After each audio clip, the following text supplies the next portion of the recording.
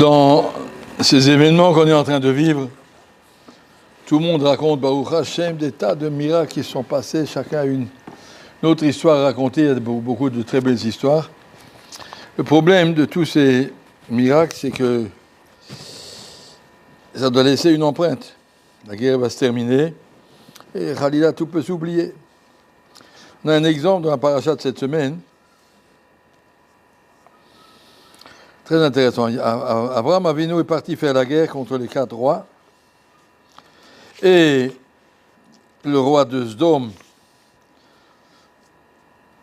et ses collègues, toute une bande de rois comme ça, ils s'étaient fait vaincre dans une bataille par ces 4 rois. Ils sont enfuis. Ils sont enfuis dans une vallée, je lis dans le chapitre 14 de l'Echlecha. Dans cette vallée, il y avait des puits où on puisait de l'argile pour construire. Donc ils sont tombés, ils sont tombés dans les sables mouvants, tombent au fond d'un puits d'argile, on ne peut plus en sortir. On s'enfonce de plus en plus. Qu'est-ce qu'il y a eu? Abraham a poursuivi ces 4 rois, pour lire tous les détails, et donc il revient avec tout le butin.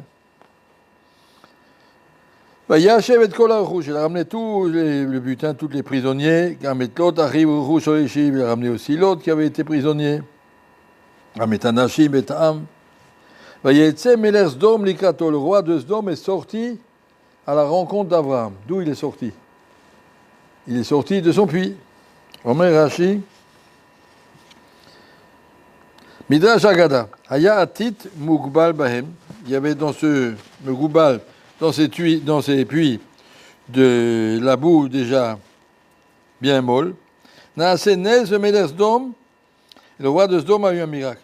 Chez Yatsa Misham, qu'il en est sorti vivant. Le fils Jaïou Baoumot Mixatam, chez Laïou Maminim, chez Yisol Avraham et Kazdim. Parce qu'il y a des goïms qui disaient c'est pas possible qu'Abraham a été jeté dans le feu, qu'il est sorti vivant, ça n'existe pas.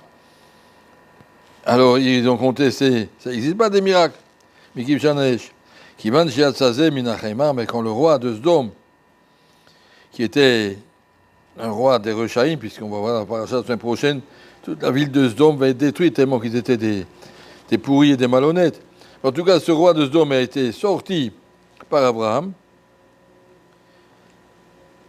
Et le Ramban nous dit, quand c'est marqué Sdom Likrato, que Abraham s'est approché du puits, et par le saut d'Abraham, le roi de Sdom, Pitom, il s'est remonté de sa boue, et il est sorti. Et Minoube Abraham le Mafraya. Alors tout le monde a compris, si Abraham a le corps de sortir quelqu'un d'un puits de boue, Kolcheken, qu'il a pu sortir lui-même d'un puits de feu, et donc d'une fournaise ardente. Et ils ont compris qu'Abraham est géré par des miracles et qu'on ne peut pas tout expliquer scientifiquement et qu'il y a des miracles dans le monde. Que le Jbourou met sa main et intervient et gère. Voilà ce que dit le verset, ce que dit le Rashi. Le miracle pour le roi de Sdom, c'était Baruch Hashem, t'en es sorti. Normalement, tu aurais été resté là-dedans, enfoncé. Le titre devient de plus en plus dur, la boue, et puis voilà, tu es perdu. Mais Abraham est venu à sa rencontre. Et regardez ce que dit le Midrash. À ce sujet, le Midrash nous raconte qu'est-ce qu'il a fait le roi de Sdom quand il était tellement content qu'il est sorti de son puits.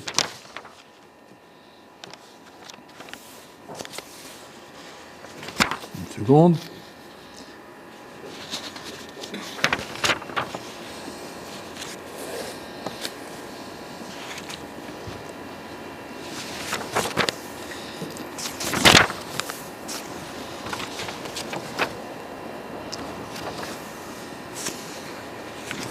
On y est.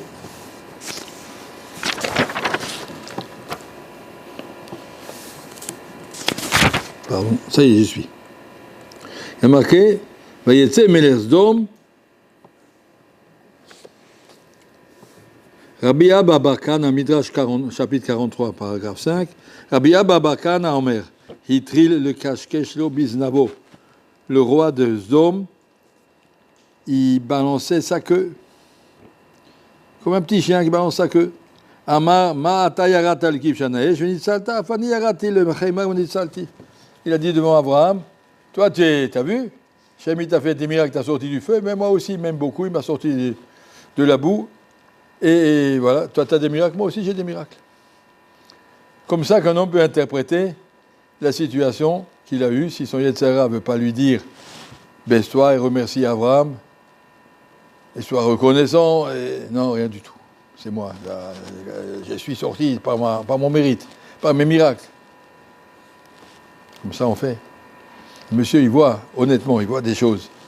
Et non, il me cache-cache, je me dis, comme un petit chien qui secoue sa queue, comme ça, il dit, il se vante, voilà, il se vante, voilà, il vante toi. On peut interpréter des miracles comme on veut, on peut les tourner, et puis il reste rien tout ça. Au lieu que ça sorte une émouna, comme il dit Rachi, c'était fait pour enseigner à toute l'humanité. Regardez, Hachem a fait des miracles, Hachem est présent. Et l'autre dit, non, mais c'est mon mérite, c'est moi, c'est mes dieux, c'est mes idoles, c'est mes trucs. Et il est reparti à Sdom, et puis toute la ville de Sdom a été détruite, c'est pas possible. En tout cas, voilà une réaction. Maintenant, je vais raconter une histoire que le Mashiach de Ponyville racontait. Qu'une fois, il a pris un taxi, le chauffeur de taxi a dit, ouais, je vois que vous êtes un rabbin, je vais vous raconter une histoire. Quand on a terminé l'armée, vous savez, tous les Israéliens, ils font 3 ans d'armée, et après, ils ont un minag. On va faire 6 mois de promenade à travers le monde. En 3 ans, on a travaillé jour et nuit, très dur, on s'est mis en danger. Après, ils font un massa, ça s'appelle une grosse balade mondiale. Il y en a qui vont dans les Andes, il y en a qui vont dans l'Himalaya, il y en a qui vont en Afrique, ils vont partout. Ils veulent tout voir. Ils se sont retrouvés en Inde, un groupe. Ils étaient en Inde, on était rentrés dans les forêts, là-bas, la forêt vierge. Et puis, il y a un petit auberge. Et le bonhomme de l'auberge nous a dit, ne sortez pas très tôt le matin, puis il y a plein de serpents très, très dangereux. Ne sortez qu'après, pendant la journée, et sortez en groupe, et sortez pas seul. Mon frère, qui est un guibord de l'armée, il y a des qui racontent comme ça. Moi, j'y vais le matin, beau, il fait beau, c'est sympa, on va se promener dans la forêt. Et tout d'un coup, on entend mon frère qui crie « Au secours !» On est tous allés voir. Tout le groupe des soldats, on était des amis. On a vu un gros serpent, cobra, qui tourne autour de lui, qui s'enveloppe autour de lui, qui le serre de plus en plus fort. Et mon frère crie au secours. Et on était là, on ne savait pas comment le sauver, on ne pouvait pas s'approcher, on ne savait pas quoi faire. Tout d'un coup, mon frère, il a crié « Shema, Israël !» Le serpent s'est déroulé, il est parti. Vous savez quoi, monsieur le rabbin, mon frère, il a fait tchouva aujourd'hui, il est à Avrer. Alors le Mashiach lui a dit « Extraordinaire. Et toi ?» Le bonhomme lui dit « Non, vous n'avez pas compris, c'est pas moi, c'est mon frère. » « Oui, mais toi, tu l'as vu ?»« Toi, bah, c'est l'homme. » Je lui dis « Ça ne me concerne pas, moi. Je ne suis pas religieux, je ne resterai pas religieux. Moi, je n'ai pas eu de serpent. » Je veux dire, un homme, il peut voir des miracles, il peut le voir, il peut l'expliquer, il peut très bien comprendre que son frère a réagi comme ça. Ce Yetzirah ne laissera pas prendre des conclusions. Tu as vu des miracles et tu restes comme tu étais. C'est ce qu'il faudra faire attention maintenant, Bézat Hachem. Si cette guerre se termine bien, de façon miraculeuse, qu'Hachem ait pitié de nous, et qu'on voit que des belles choses autour de nous, que tout s'arrange, Bézat Hachem, alors il faut au moins en tirer un petit peu de Yirat Shamayim, de reconnaissance, apprendre à écouter tout ce que chacun raconte, vérifier si on ne le croit pas, mais il raconte tellement de choses, de miracles, de choses qui sont passées d'un endroit à l'autre, comment c'est possible qu'ici, celui-là est resté en vie, et toutes sortes de choses, que apprendre à voir la main d'Akadosh Baruch Hu est présente, que Akadosh Baruch Hu ne nous oublie pas, il sait chaque chose qui se passe, apprendre un petit peu plus, que En Od Mi Levado, il n'y a rien en dehors de la main d'Akadosh Baruch Hu.